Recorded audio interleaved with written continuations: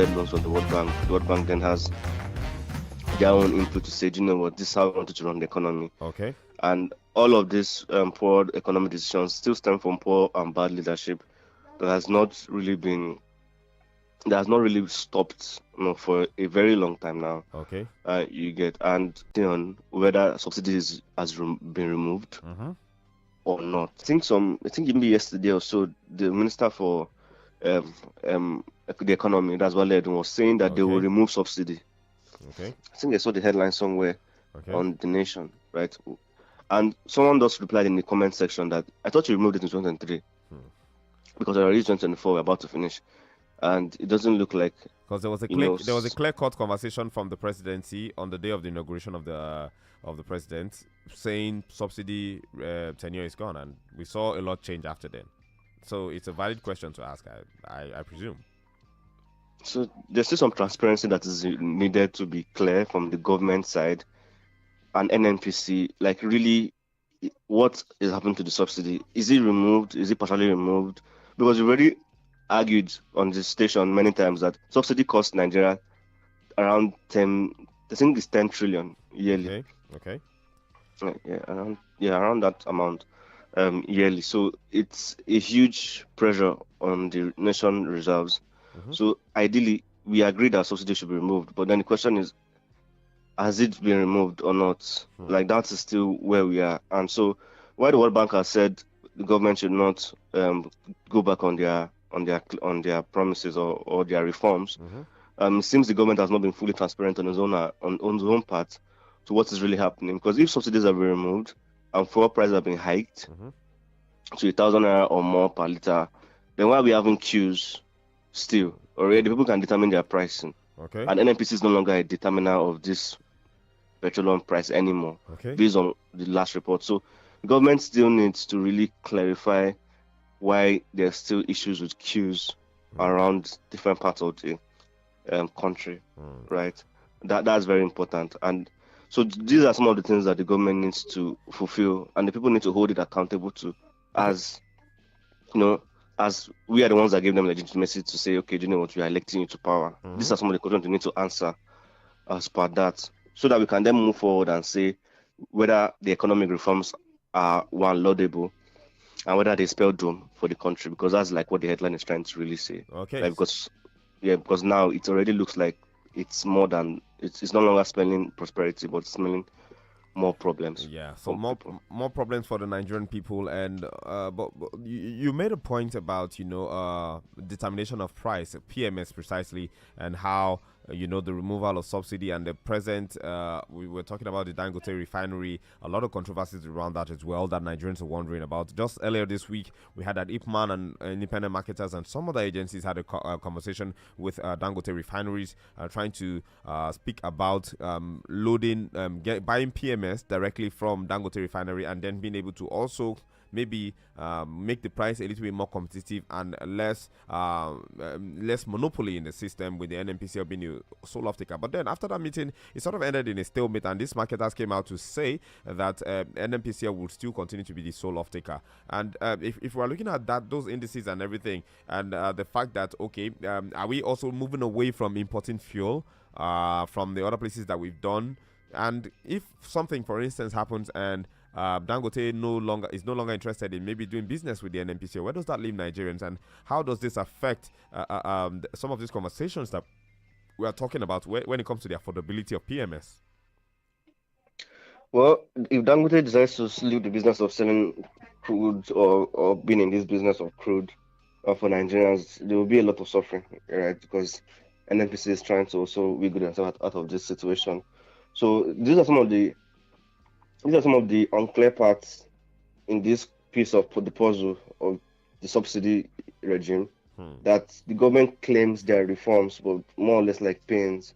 Right? And at some point, too, the price of fuel needs to be stable at some point, even if it has been hiked like more than 40% since the administration came to power. It needs to sit down at one point and say, you know what, this is where it's going to be, at least for probably a year period. Okay. And people might call it subsidy, people might not call it subsidy, but it needs to be somewhere where people can say, okay, this is where the price is, because the price point that has changed in the last 18 months have been very, very drastic. Okay. And very, very and since we are operating on the level of the dollar, ideally it should be going up and down different levels in the year. So maybe some days is 1,000 per liter, some days is 900, 800, based on that currency fluctuation.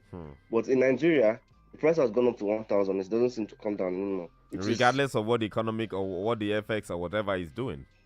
Yes, which is also an anomaly on his own part, right? So, and these are some of those issues, I'm very sure, for the importers that makes it difficult for them to even determine the pricing, prices, whether they should be fuel and affordability of fuel, and even the fact that whether they are fuel in other stations, because that's why there are still more queues. Till today, there's been queues since July.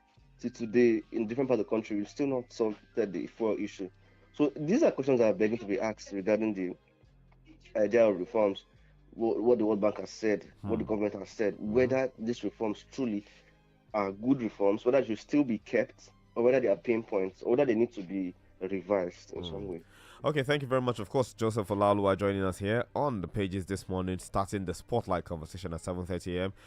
We're almost 15 minutes through this conversation. And remember that you could be a part of this as well by calling the numbers 0805 0920927 or 0705 890 4927. You could drop a WhatsApp message for us or join the WhatsApp community via 0705 6900927 or call the number 0802 502 7711. Before we head out to the break, we have another story here which is also kind of pressing, and it is one that centers around the relaxation of the age for entering into the universities as JAMB relaxes age limits for 2024-2025 admissions. Now, the Joint Admission and Matriculation Board, JAMB, has relaxed the 18-year minimum admission age for the 2024-2025 academic session. Particularly, the examination body said institutions can admit candidates who will turn 16 by August 31st, 2025, provided they meet the institution standards. Now,